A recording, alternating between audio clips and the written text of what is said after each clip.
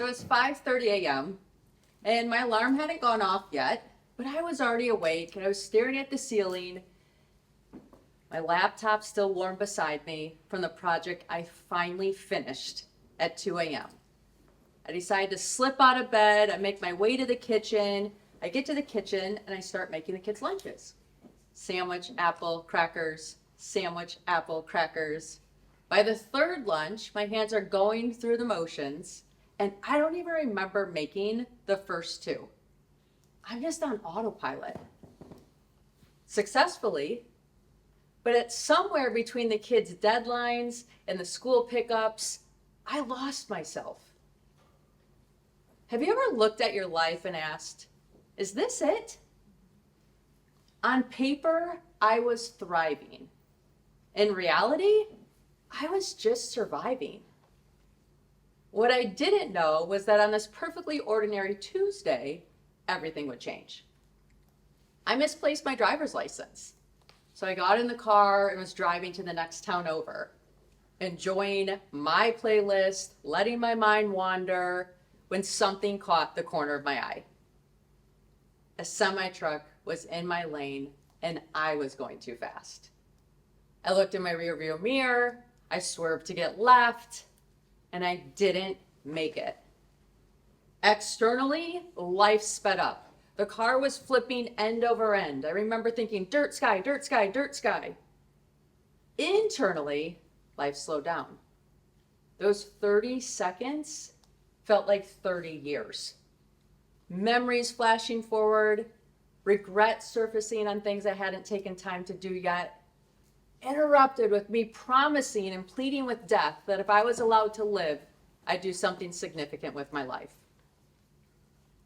The next thing I remember is I'm hanging up upside down in the median and a police officer looks at me. He goes, ma'am, you shouldn't be alive right now. Maybe you've had this moment. Perhaps it wasn't a car accident. Maybe it was that moment when you're in the doctor's office and they said the word cancer. Or the moment your spouse said, I'm leaving. Or that call from your office that said your job's being eliminated. That moment when your entire world fractures and you're bargaining with the universe, like, please, can I have one more chance? Here's what I learned in those 30 seconds of metal crashing and glass breaking. We think we have time, but we don't. Not knowing what to do with myself, I started to make a list of things to do before I die. Anybody make one of those lists? Well, on my list, between swim with whale sharks and taste pasta in Italy, was climb a mountain. And when my son saw climb a mountain, he challenged me to climb Mount Everest. Every rational bone in my body was screaming, honey, I'm having a midlife crisis, not a death wish. But I could hear myself say yes before my brain could catch up. Have you ever done that? Said yes to something when everything in you is saying no? When your mouth goes rogue and commits you to something completely insane? Because I'd never slept in a tent before. Okay? My idea of roughing it was a hotel without room service. So, yes, I did climb Everest. But what most people don't know is Everest wasn't the achievement. It was the training. It prepared me for K2. Has anybody heard of K2? Okay. Most people haven't. It's the second highest peak in the world.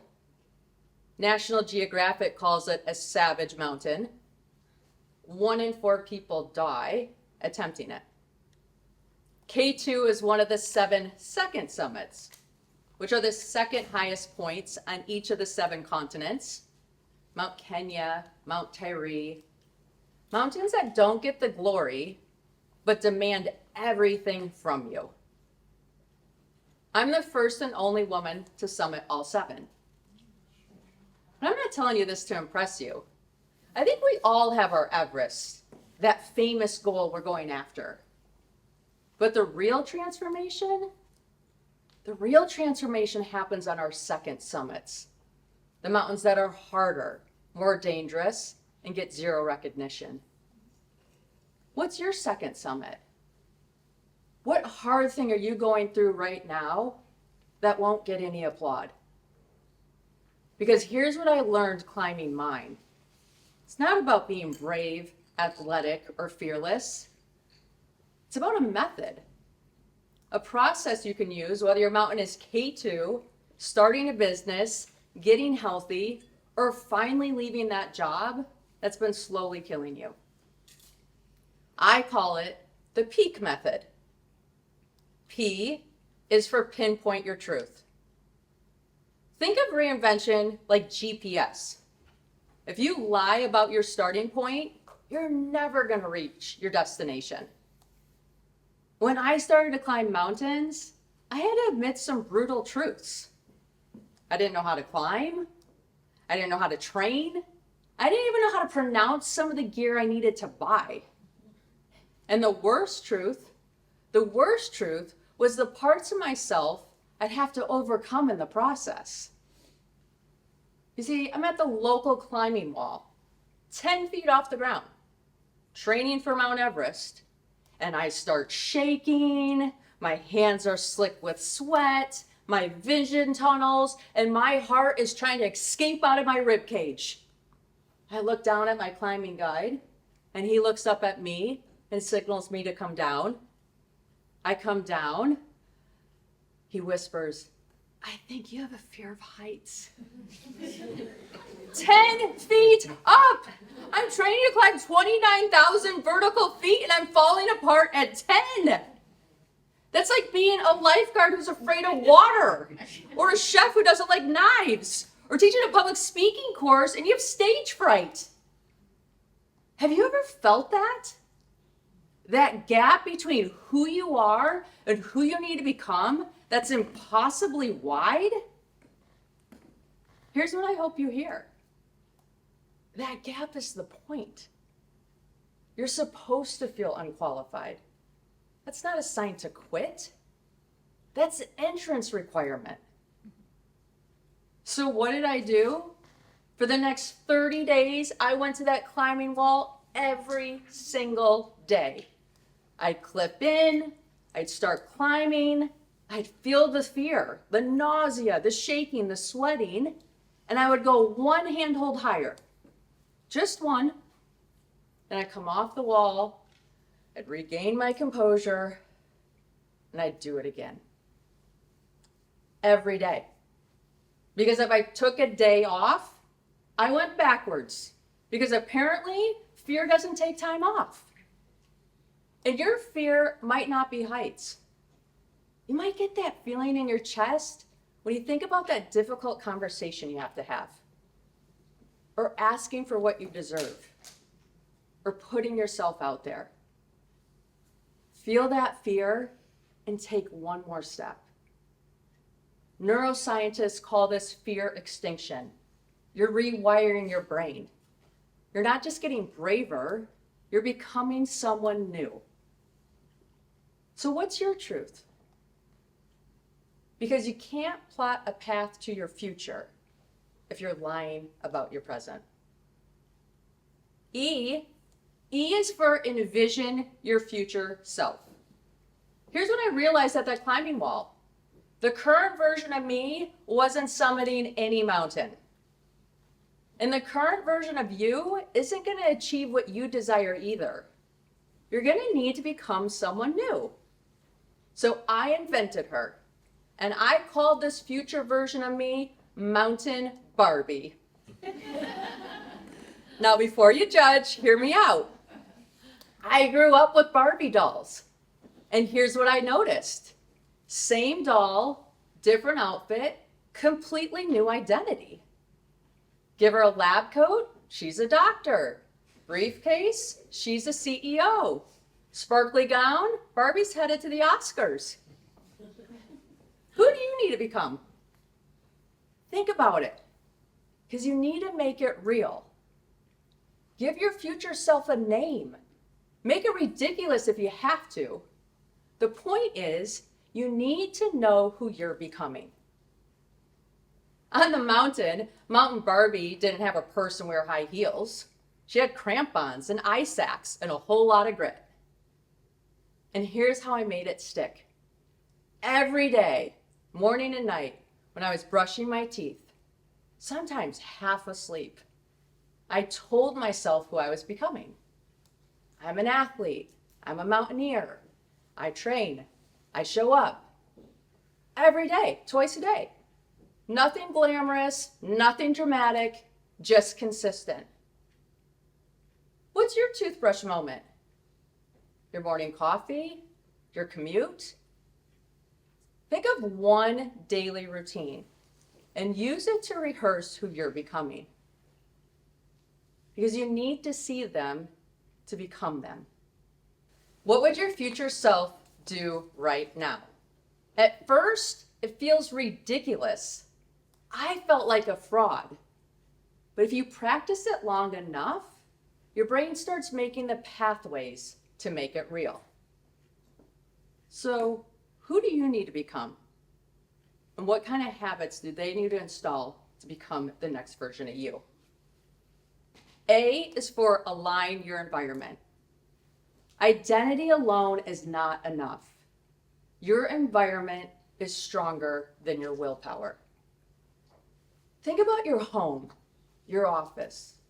What do they whisper about who you are?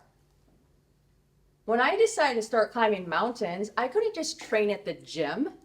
Treadmills and climate-controlled rooms don't prepare you for windstorms and avalanches. So I had to go to the ski hill at 2 a.m. and train in the dark and cold. When my kids had soccer games, I was that mom with a 12-inch step and a backpack full of water bottles. While other parents were discussing carpool schedules, I was in the corner doing step-ups, cheering great goal between breaths. I had to make ridiculous rules, like no elevators. So when my family and I went to Chicago for a weekend and we got upgraded to the 57th floor, my kids happily loaded that elevator and waved goodbye as I huffed up 57 flights of stairs, right? What ridiculous rules do you need to make? Our environments are silent sculptors. Small cues enforcing our behaviors without us even knowing. What's your desktop say? Your nightstand? Your phone's home screen? If you want to write, is your notebook visible every morning? If you want to get healthy, is the junk food cleared out of the pantry? Are you thinking of starting a business? Kill the distractions. Clear the clutter that says you're stuck. Find friends who dream big instead of complaining about why things can't be done. And surround yourself with people that have climbed the mountain that scares you. Because here's what I've learned. No one climbs alone. You need guides, teammates, and Sherpas. So who's on your team? If you don't have that person yet, where do you need to go to find them?